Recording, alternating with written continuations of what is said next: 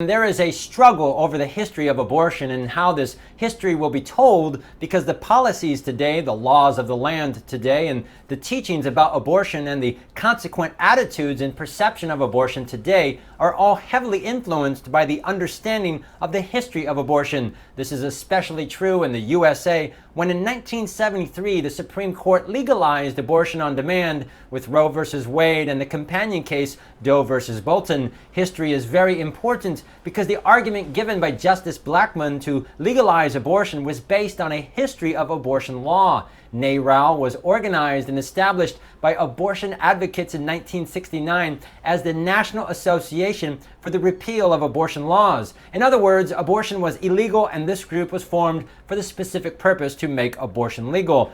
4 years later, in 1973, when Roe was decided, Justice Blackmun framed the decision upon an understanding of the history of abortion law, and that history was based on briefs submitted by Cyril Means, who at the time was an attorney for guess who? That's right, NARAL, and his quote research was funded from where? By the Association for the Study of Abortion, another group seeking to repeal abortion laws. Cyril Means made two major claims. Number one, that abortion was not a crime in England or America before the 19th century when the Constitution was adopted, and number two, that abortion was criminalized during the 19th century for the sole purpose of protecting the life or health of mothers and not to protect the lives or health of unborn children. The articles by Means and Blackmun's use of them came under such intense and withering criticism that another historian jumped into the mix a few years later. James Mohr came out with the book Abortion in America, and he made two further and somewhat overlapping claims: that abortion was a generally accepted and common practice in American society at the opening of the 19th century, and that 19th century anti-abortion legislation was actually a way for men to oppress women, and especially for the organized medical profession to suppress competition from disorganized or irregular practitioners. The entire structure of the legality of abortion is based on these four claims. Dispelling the Myths of Abortion History is a 5-pound book of approximately 1,300 pages, 2,000 case citations, and 9,000 footnotes that meticulously, carefully, and thoroughly examine these four claims. I'll share several very brief responses for each point. Claim number one, abortion was not a crime in England or America before the 19th century. That is false. Research has been published of ancient records of abortion being prosecuted as a crime going as far back as the 13th century. For example, Rex versus Sharp in 1276, a husband was charged with a quote, man's death for killing the unborn child of his wife. Just a few years later, in 1281, Rex versus Code, 3 men were convicted and imprisoned for the felony of killing an unborn child. The belief that abortion was a crime remained consistent for centuries. In American history, in the year 1602, when settlers first arrived, there is a case in which a woman was indicted for self-induced abortion. This was a crime at common law at the very time settlement of the American colonies was about to begin. There are multiple cases from this time period of people being condemned and punished for abortion. In 1764, jurist James Parker of New York, in his Conductor Generalis, or the office, duty, and authority of justices of the peace, recited the English common law of abortion as part of the law that applied where? In New York. And all of the cases found thus far in the colonies either support the points made by Parker, or they are even more restrictive. And importantly, no evidence has ever been produced to contradict this conclusion. Claim number two, that abortion was criminalized during the 19th century for the sole purpose of protecting the health of mothers and not to protect unborn children, that also is false. You can pick any anti-abortion tract at random from the 19th century and find arguments to protect the unborn child. The evidence for this is so overwhelming that even James Mohr was forced to admit that the belief that abortion was morally wrong was, quote, no doubt sincere. If the laws were only to protect the mother's health, then explain why in the 19th century, when anti-abortion legislation was passed, statutes denominated the crime against the unborn child as manslaughter, murder, or assault with intent to murder. And most of these statutes referred to the victim as a child, not as a fetus. Claim number 3, that abortion was a generally accepted and common practice in American society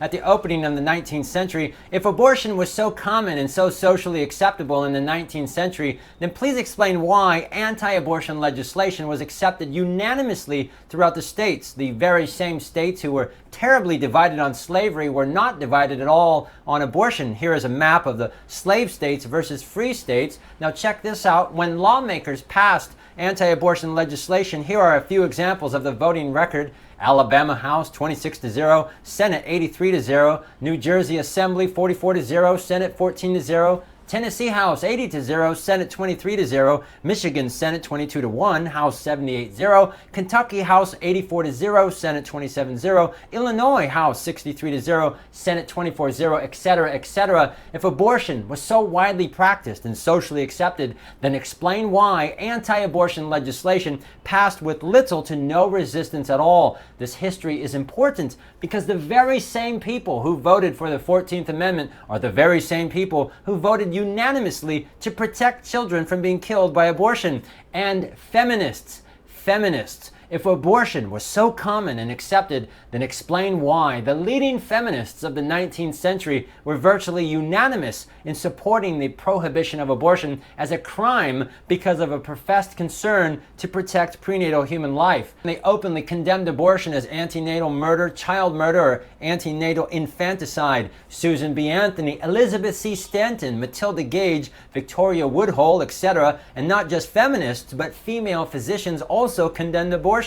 Dr. Mary Dixon Jones, a gynecologist in 1894, called abortion a holocaust. A great army of little children are destroyed. Abortion was described as a holocaust when Hitler was only 5 years old. Not only physicians and feminists, but every recognizable social group in society opposed abortion, including lawyers, clergy, and journalists. If abortion was so common, then explain why we do not find any records of abortions in the private diaries of midwives of that time. According to these myths, the midwives performed most abortions, yet in a remarkably detailed diary of midwife Martha Ballard from 1785 to 1812, during the exact same time people insist that midwives were performing the abortions, there is no mention of even a single abortion. Her diary includes reports of incest, illegitimacy, child abuse, and other unsavory activities, yet no abortions. It is extraordinary that such a detailed record covering 27 years does not mention it even once. Also, if abortion was so common,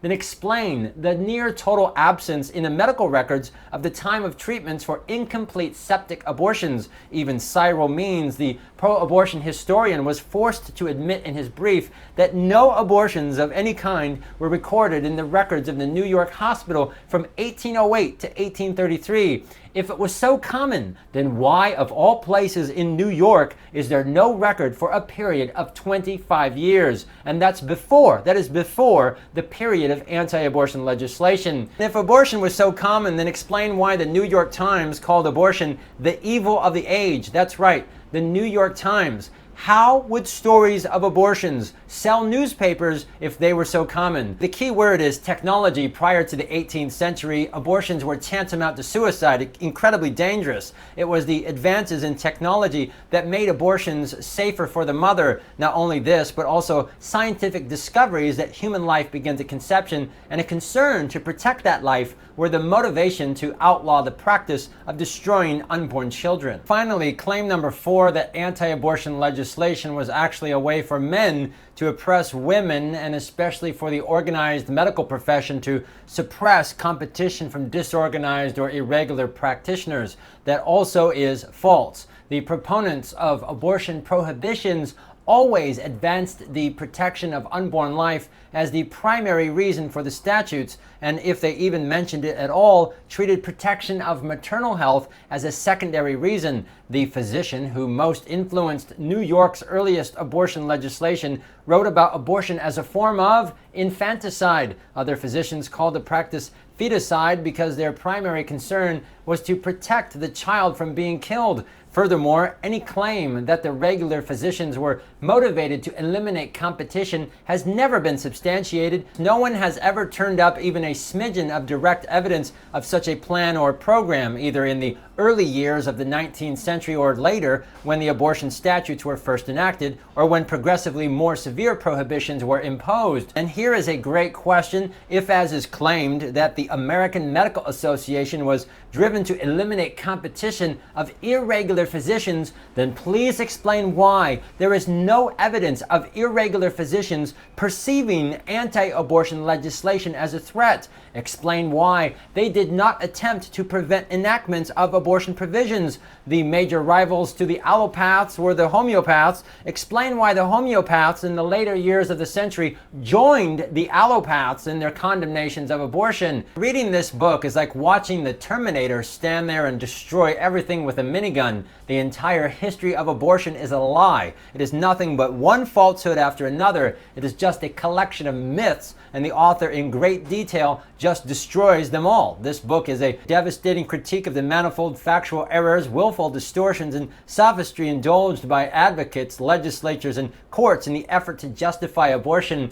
Professor Joseph Dellapenna is the terminator of abortion myths. If you are at all interested in learning about the history of abortion, this book is a must-have. It's big, it's expensive, but it's well worth it. And even though there are thousands of footnotes, it's actually quite easy to read. Personally, the only difficulty that I had with this book was accepting the reality that an entire nation has been led to accept a culture of death based entirely upon a lie. It's all a lie.